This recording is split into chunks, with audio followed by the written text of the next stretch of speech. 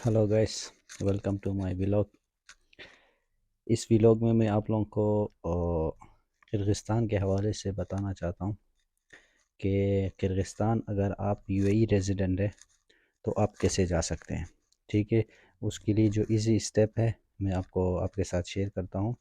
ठीक है, जिसको आप और जो गलतियाँ हमने की है ताकि आप लोग वो ना करें और आपका टाइम बच जाए, इसके लिए मैंने ये व्लॉग बनाया है। ठीक है, तो व्लॉग लास्ट तक देखें ताकि आपको पूरी मालूमात मिल सके।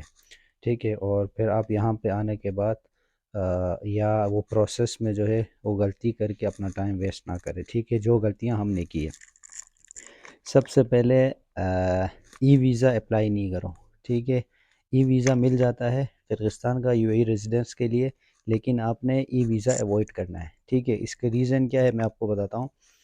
इसकी रीज़न ये है कि हमारे साथ कुछ लोग आए थे जिन्होंने क्या किया था, ई वीज़ा अप्लाई किया था। ठीक है, ई वीज़ा अप्लाई करने के बावजूद उनका वीज़ा उनके पास था, उन्होंने पेमेंट की थी।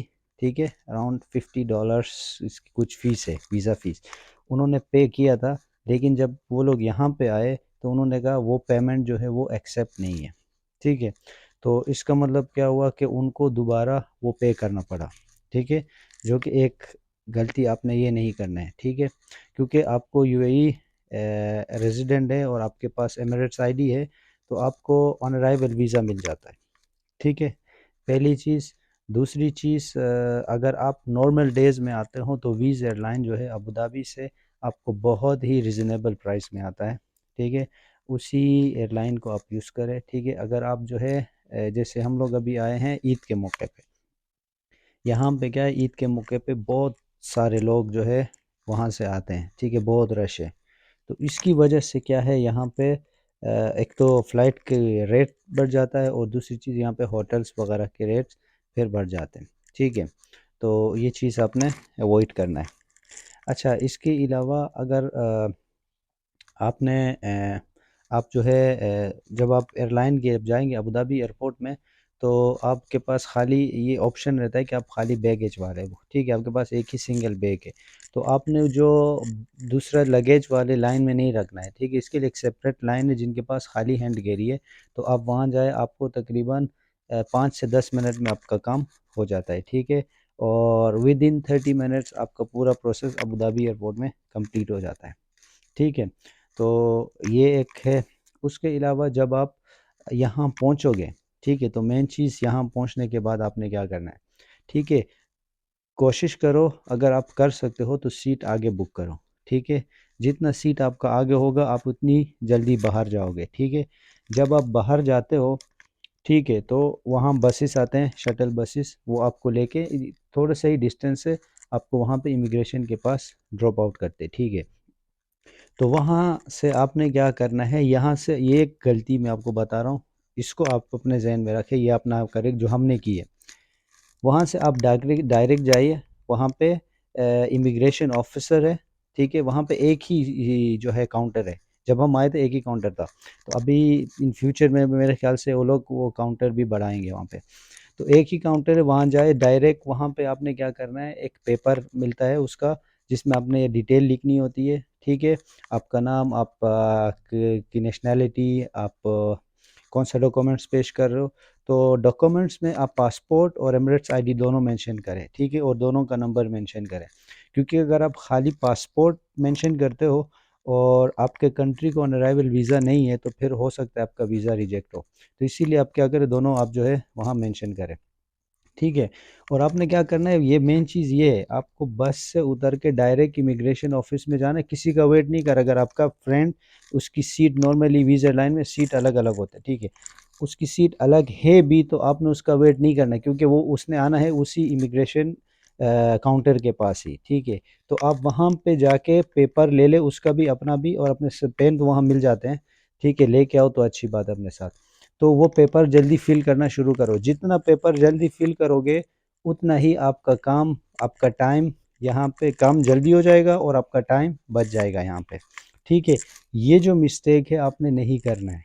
ठीक है, ये मिस्टेक आपने नहीं करना है जो कि हमने किए, और तकरीबन हम 2 बजे पहुँचे थे और अराउंड 5:30 तक हम वहाँ पे थे। ठीक है। 5:30 को हमारी जो है ना हमारा वो आया, बारी आया।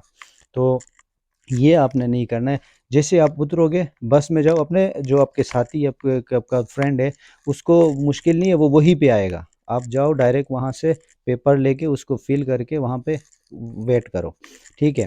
तो जितना आप जल्दी फिल करोगे तो आपको वहाँ पे आपका काम जल्दी हो जाएगा।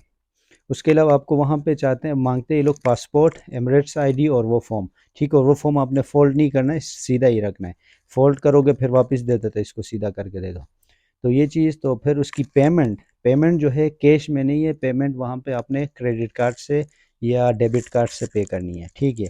तो ये इन्होंने एक रूल चेंज किया, आपने पेमेंट करना है डेबिट कार्ड से या क्रेडिट कार्ड से। ठीक है।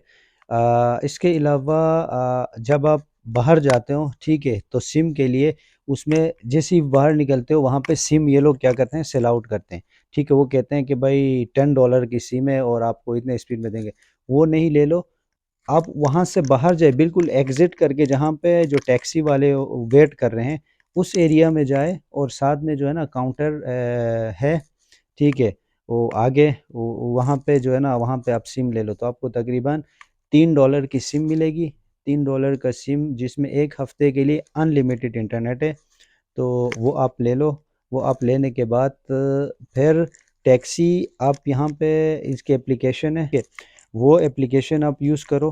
ठीक है। वो आपको सस्ता पड़ेगा। या फिर वहाँ पे जो है ना वो लोकल्स होते हैं, वो क्या करते हैं, वो आपको एक्स्ट्रा बता देते हैं। वो आप क्या करो, पहले नेट पे चेक करो कि एप्लीकेशन में इसकी इसकी कितनी चार्जेस है और ये कितना मांगे। उससे अगर $1-2 ऊपर मांगे तो दे दो, मुश्किल नहीं है, लेकिन आप कोशिश करो एप्लीकेशन इस्तेमाल करो।